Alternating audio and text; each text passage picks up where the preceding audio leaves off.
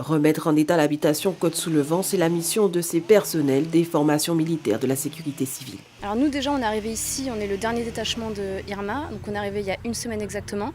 On est resté 2 jours au zoo avec cette équipe avec qui je suis actuellement, parce qu'on est plusieurs, on est une centaine à être détachés sur toute l'île.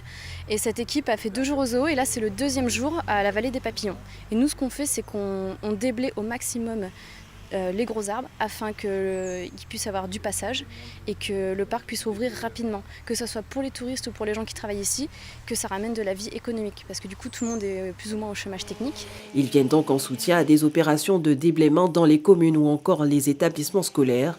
Ils doivent s'adapter à chaque environnement. Les difficultés en fait au parc, c'est qu'il y a des plantes assez rares et celles qui n'ont pas été touchées, donc il faut faire attention quand on transporte tout ce qui a été tronçonné, quand on traîne les troncs, qu'on les porte et qu'on les range, à pas écraser les plantes. Et c'est particulier parce qu'on est concentré dans notre travail et des fois on essaye, attention là il y a une orchidée, il y a ça, donc ça en fait c'est la particularité de travailler dans un parc comme celui-ci, comme au zoo, où il y a des espèces en fait à protéger, voire endémiques.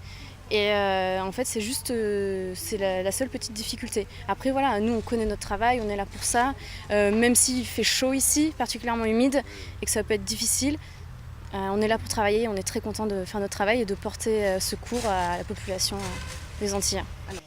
Des petites mains nécessaires qui permettront rapidement la réouverture de l'habitation Côte-sous-le-Vent et favoriser ainsi l'activité touristique. Grâce à leur intervention, on peut déblayer, on peut nettoyer et du coup ça nous permet de voir effectivement, une fois que ça sera un peu plus propre, comment on s'organise pour pouvoir relancer l'habitation.